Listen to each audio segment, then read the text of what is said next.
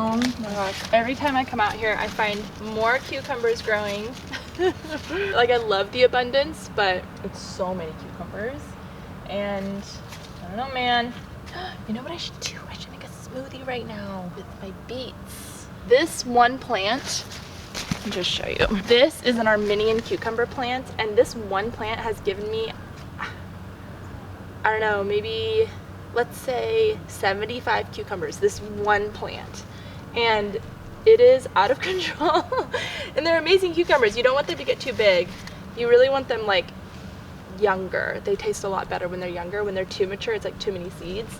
But they're excellent, and I'm definitely gonna plant this next year. And I'm gonna try to pickle some later because yeah, it's out of control. And I have another plant over here, which is more of a traditional cucumber. I don't know the exact name.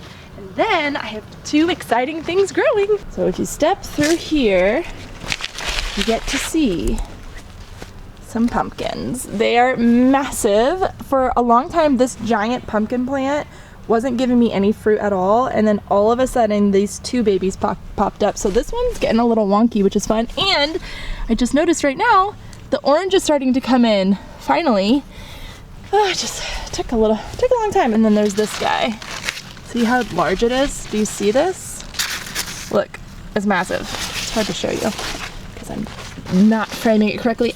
Ow, that is pokey. And I actually have two other cucumber plants. I just love the abundance of growing cucumbers. I love that feeling of like, oh no, help me eat all these cucumbers.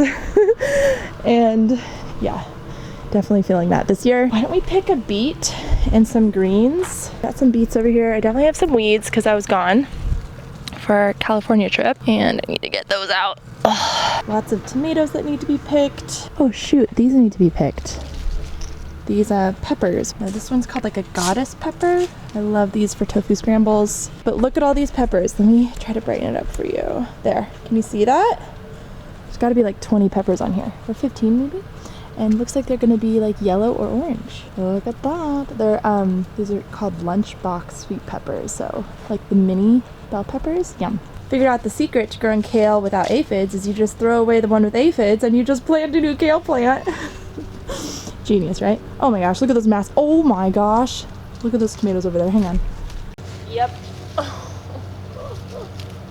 Oh boy. Oh boy, Hannah, what'd you get yourself into?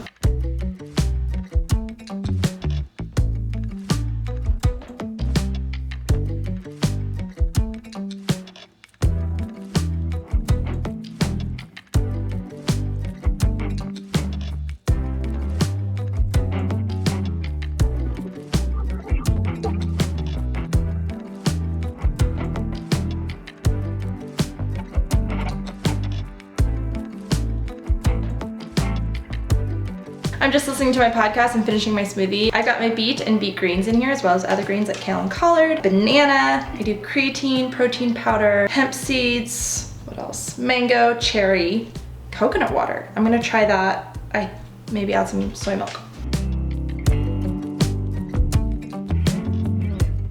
You guys, yesterday we did a little craft fair for our homeschool group, and it was so cute and so fun. I'll be honest, my kids are too young to do a craft fair. And I think just personality wise, like my son did not want to help sell or collect money or pass out the products or anything. But we had a lot of fun, and I still think it was like a fun learning experience for all of us. And I had a great time because I love that kind of stuff, and we made the cutest little sign. We sold space lights and caramel apples. I'll show you a picture of our adorable booth. So they helped paint the sign, and they helped paint our space lights. These are ping pong balls painted to look like planets, put onto tea lights, and in the dark they look really, really cool, I promise. This is sort of like underwhelming when you see it in the light, but in the dark, they're adorable. We made about 25 of these, and I think we sold about 15 of them. They are so cute. It's such an easy craft. You just poke a hole in the ping pong ball, which was the hardest part. I had to sort of figure out how to do that. And then I put some acrylic paint in a sort of like bowl thing, and they had to like roll it around, but we ended up just using our hands. It was super messy, let them dry, and then we stuck it onto the little tea lights, and they're so cute. And our homeschool friends had really cute products that they were selling as well, little handicrafts.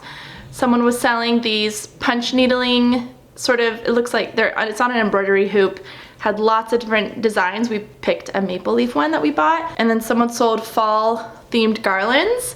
There was an apple one and a pumpkin one. We got this one. I don't know where we're gonna hang it up yet, but I think it's so cute. It's just so fun to be part of a homeschool community. If you are homeschooling, I really do think it's important to find a community of like-minded families that you are doing this crazy thing with. But more importantly, we do need to talk about our sponsor today. So thank you so much to Wild Grain for sponsoring today's video. Wild Grain is the first bake from frozen subscription box for sourdough breads, artisan pastries, and fresh pastas. Wild Grain partners with small bakers and pasta makers across the country, and even more, Wild Grain uses clean, simple ingredients, and for the sourdough, a slow fermentation process that's easier on your gut and could provide more nutrients and antioxidants. I love Wild Grain because it's so convenient to get fresh baked goods, and you don't have to plan ahead or think ahead about anything. You don't have to thaw anything. You just pop it in your oven and follow the directions. And then out come warm, delicious, fresh baked goodies, and yum, is there anything better? And with Wild Grain, you're supporting small businesses across the country, which is something that's super important to me. And you get to customize your box to fit your lifestyle. And so for us, we're a vegan family, so we choose the plant-based box, and there are so many exciting things in there. In our last box, we received a loaf of sourdough bread, blueberry biscuits, maple Belgian waffles, chocolate chip cookies, cavatappi pasta, and slow fermented margarita pizza. Oh my gosh, yum. These waffles smell amazing. Oh my gosh. Oh my gosh. I could never make waffles like this. Hey, you guys wanna try the waffles? Yeah! If you want to try Wild Grain today, click the link below for $30 off your first box, plus free plant-based croissants for life. Just use my code Hannah at checkout. Thank you so much to Wild Grain for sponsoring today's video. Big. How many more days? 2. Don't touch, they're hot. Can you smell something? Yeah. What do you think, Riley? Joshua, the cookies are ready. No, actually, each person could have another half. We're just gonna cut them in half. They're huge. Cookie time! All right, they're a little hot. Careful! Can I grab one? Grab one. Yay! Where are they? Auntie Hannah has it right there. Just don't let Rooney get it. You guys gotta hold your cookies above your heads. Do you remember when I was sitting right here in a fuchsia jumpsuit and I had these cute baskets of new homeschool supplies for my children, mostly my 4-year-old. For the 2-year-old is just stuff to entertain him. And do you remember how excited I was to have more structure to my homeschool day? Do you remember how I bought those rhythm cards? Oh my gosh, Hannah. Fail. I could title this video 1,000 things. I could title it Fail, Time to Pivot, I Made a Mistake, Hannah, what were you thinking? I'm quitting homeschool. Like, I could title it 1,000 things. I'm switching things up. And I've actually been wanting to make this video for weeks now, but we had, you know, a major life event in our family and we went out of town because of the emergency, and there's just a lot going on and I couldn't handle it. Y'all know how pumped I was. You guys know how I just completely geek out on homeschool stuff. I'm always listening to like homeschool podcasts, reading homeschool books. I'm very convicted about it. It's a great word because I am convicted. It feels like the right thing for our family, and I'm passionate about it, and I genuinely love it, and I am constantly romanticizing, you know, what it looks like to homeschool, and I'm aware of it, okay? I'm aware of the romanticization, and I understand that life is messy, parenting is messy, and homeschool is messy, and it doesn't always look like what it looks like on Instagram. But can you blame me for having vision? Can you blame me for getting a little enthusiastic about starting kindergarten? We're not starting kindergarten, okay? Kindergarten fail. Why can't I talk today? Kindergarten fail. Kindergarten is going out the window. We're bringing homeschool, preschool vibes back in. We're not even calling it school anymore. Let me tell you what happened. The first day I tried out this rhythm. Guys, I wish I could go into great detail as if we were like close friends. For the privacy of my own children, I'll just say a couple things. My 4-year-old is amazing and super self-directed and self-taught and a scary good listener. Like the things he's listening to, I'm like, man, I gotta be careful what I say. He's bright, super bright. My rhythm did not work, guys. It did not work, and I just had this idea that I could just come up with this new environment, this new structure, and that everyone would just fall in line and be like, okay, mother, tell us what to do next. After lots of reflection and talking to other wise homeschool mothers, I have made the decision to like stop homeschooling, and let me explain. We are 100% keeping our children at home to do their home education, but I just want to take that word school and like crumple it up and burn it and blow it out to the atmosphere. What was that? One of the beauties of homeschool or home education, let's just switch it to home education. One of the beauties is that we get to tailor education for each child. Some kids love workbooks. Some kids naturally want to pick up a pencil and put down words in a notebook and do their tracing projects that their mom comes up with. Others, if there's anything that resembles school, they flip out and lose their minds because they don't want to do anything that looks like school. And it's been such an incredible lesson for me, for my firstborn, as someone who is an eager beaver first-time homeschool mom with littles. Granted, he is little, he's not even 5. Everything that he knows, he has taught himself. So the way we are shifting to what our school looks like, or our education, is we are going back to essentially doing the things that bring my children into my life, rather than creating this sort of, frankly, arbitrary sort of rhythm that is kind of unnecessary for our family. And that's what's so cool about homeschool, is that everyone's homeschool is going to look vastly different, and there will be similarities, there will be overlaps, and certain like themes and values that hold true, but like I just really care about doing it right, and I really care about maintaining a really strong connection with my children. And so what our school looks like is inviting our children into the messy parts of life, which we have experienced a lot of this past month because of the death in the family, and inviting my children in more with chores. And this has been like so massively life-changing for me. You know, sometimes we're trying to make dinner and we've got someone tugging on our clothes and the other one like, mommy watch me, mommy watch me, and then there's a fight that breaks out that you have to moderate, and yeah, there's just a lot going on when you're trying to make dinner. My solution has been so incredibly simple, but honestly like game changer. I start making dinner earlier than planned, and what I say is, okay boys, time to make dinner. They pull up chairs, they are at the counter with me, they each have their little kid knives, they have little jobs, and they're helping me mix, they're helping me make decisions about dinner, like what to put in the salad, what kind of dressing to use.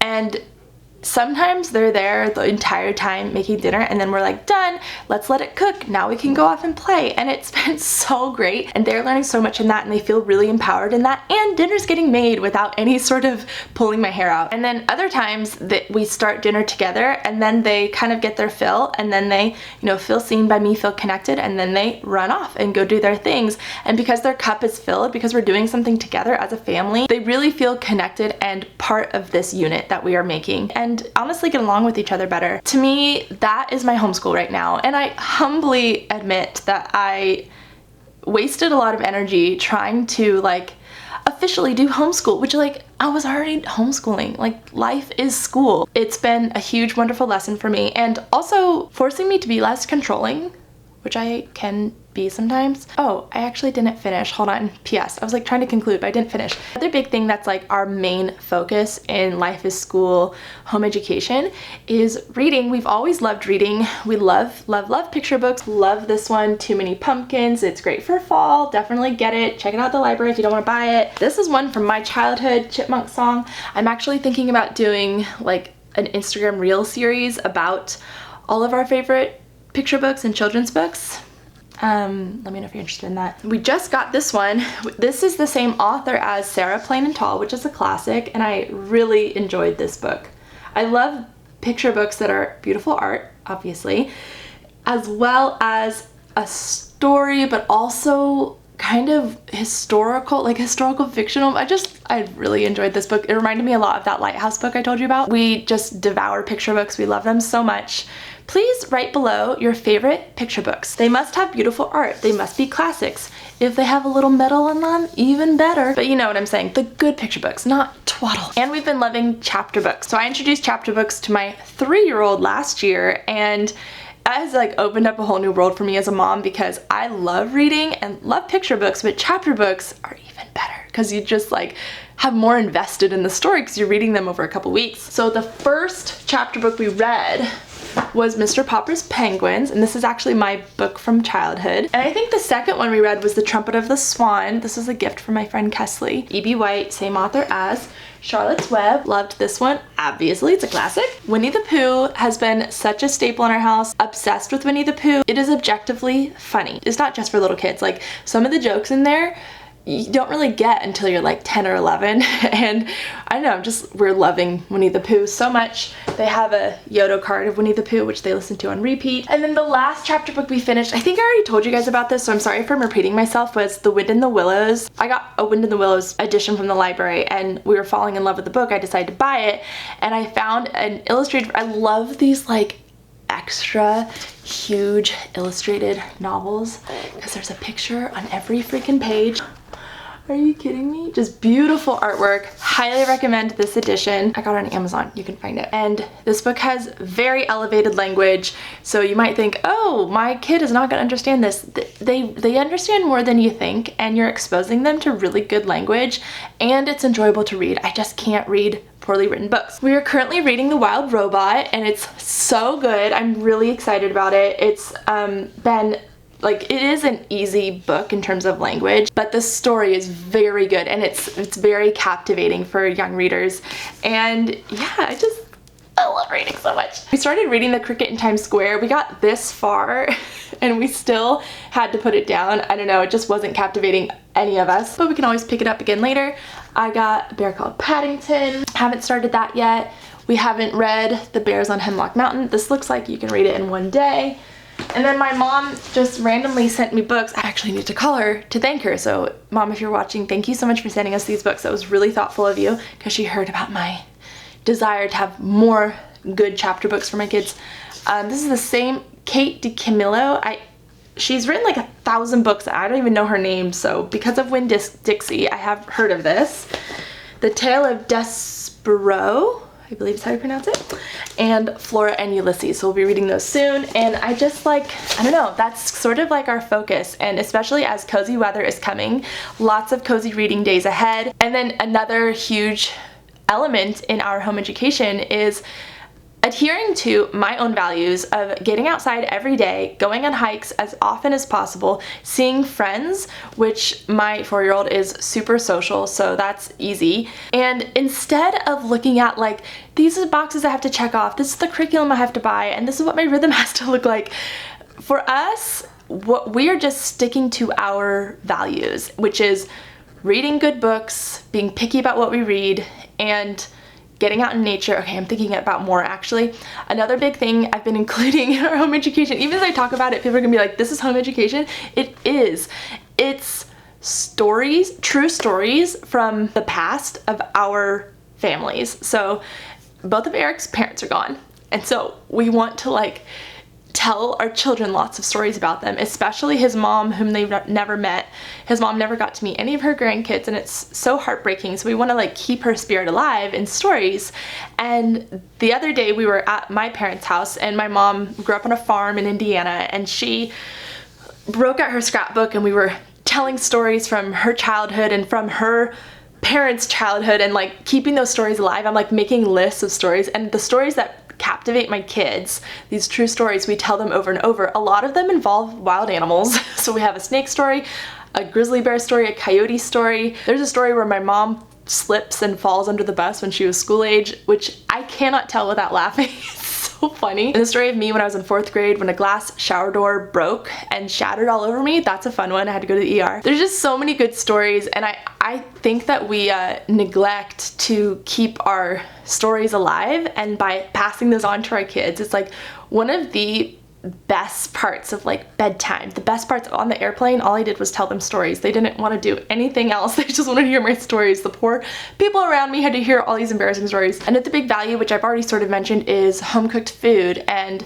food processing and gardening. And I'm gonna try to make some pickles today with the kids, I think. And so that's something like bringing them into that. They are learning so much. When they get to a point where they are actually measuring things out, they'll be learning lots of math and they're learning skills that they can bring into their adult lives. I heard this really wonderful thing on the Wild and Free podcast. I'll just end it here. I love the Wild and Free podcast. If you're looking to get pumped, looking for ideas, really big value in the Wild and Free community is preserving childhood for these kids and not stealing it from them in the name of getting ahead or hitting benchmarks. So like teaching your children to read as soon as possible and making sure they're ahead. And we push kids out of childhood too soon.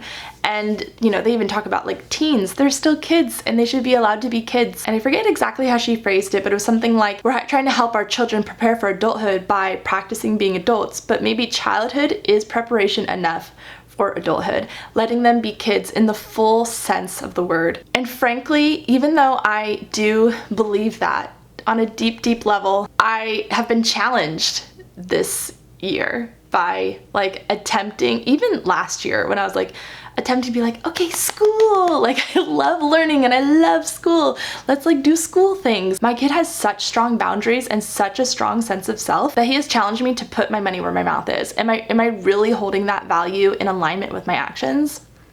Am I? Now I am officially done trying to force. I'm just gonna bring him into life, and that's our school right now. And obviously I'll say that doesn't mean that's what our school is gonna be through high school. Things will shift, but right now that's what we need as a family and that's what he needs. The end. Let's make pickles.